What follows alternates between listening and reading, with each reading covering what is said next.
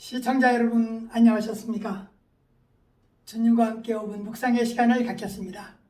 오늘은 시편 59편 말씀을 묵상합니다.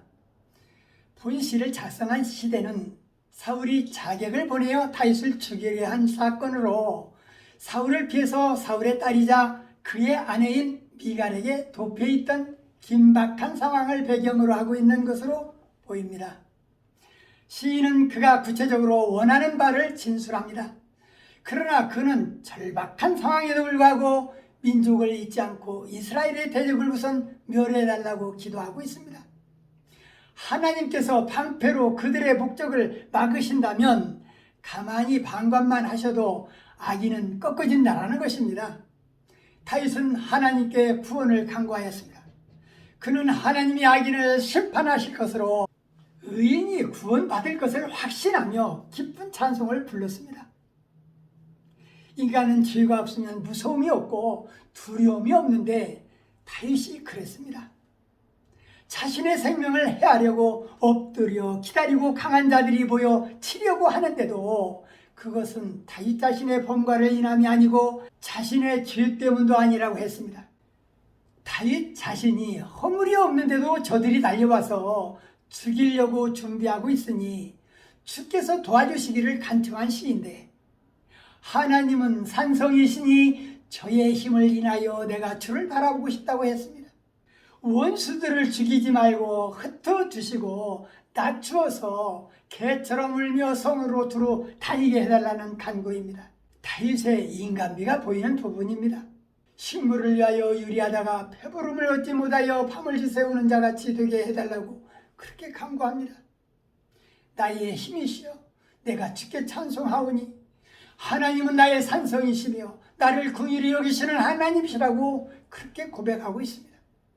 시편에는 본문 59편처럼 다윗이 사울로부터 시련을 당하던 시기에 쓴 시가 많습니다.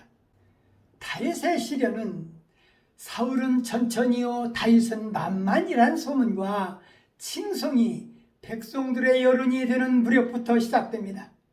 사울로부터 흉계와 괴책이 괴계 올무로 작용했지만 다윗은 하나님의 도우심으로 슬기롭게 모면해 나갑니다. 사울은 다윗의 발목을 잡아둘 책략으로 그의 딸 미갈을 다윗의 아내로 주었는데, 다윗이 사울을 피해 아내 미갈에게 피신했을 때 이를 안 사울은 군사들에게 그 집 앞을 지키게 했습니다. 이러한 때 다윗은 자신의 집 주변에 잠복해 있는 사울의 군사들을 보고 낙담하고 두려움을 느낄 수 있었습니다.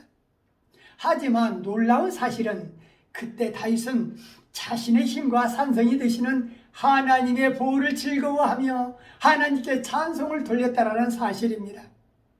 다윗은 자신의 목숨을 위협받는 상황 속에서도 결국 원수들의 악한 도모는 그날 밤 다윗은 창을 타고 도피함으로 실패로 돌아갔고, 다윗은 피난처 되시는 하나님의 도움으로 안전한 데로 피신할 수가 있었습니다.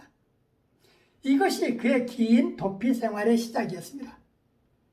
그러므로 본 시편을 이해해야 하는 열쇠는 사무엘상 18장에서 20장의 내용이 될 것입니다.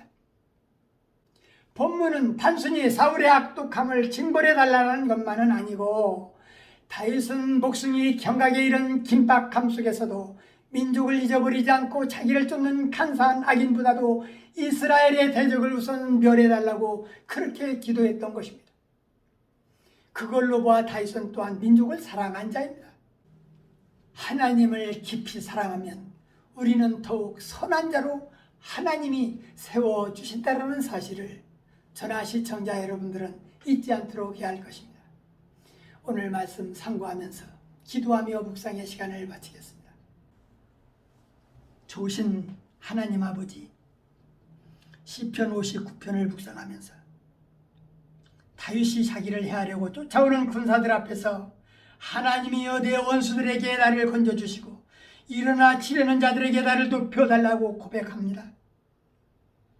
그러나 저들을 죽이지 마옵시고 나의 백성을 잊을까오니 저들을 흩으시고 낮추기만 하여 달라고 고백합니다. 사랑의 하나님께서 우리에게도 다윗이 하나님을 사랑하며 민족을 사랑하는 마음을 주신 같이 우리도 주님을 사랑하며 우리를 미워하는 자들을 위하여 기도하는 자들이 되게 하여 주시옵소서. 민족을 사랑하지 못하고 하나님을 사랑할 수 없사오니 우리가 먼저 민족을 사랑하게 하시고 이웃을 사랑하게 하여 주시옵소서. 예수님 이름으로 간절히 기도하옵나이다. 아멘.